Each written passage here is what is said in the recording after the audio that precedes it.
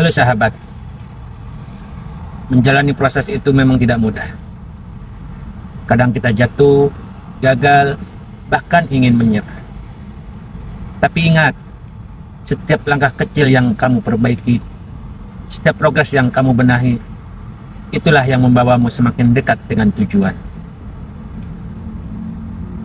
Bukan hasil instan yang membuatmu kuat, tapi proses yang kamu jalani dengan konsisten.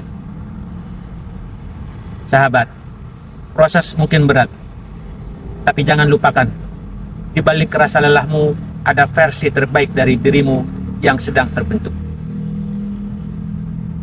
Perbaiki progresmu, jangan hentikan langkahmu, karena tujuan itu hanya menunggu sedikit lagi ketekunanmu. Jangan takut pada proses, karena dari proseslah impian menjadi nyata.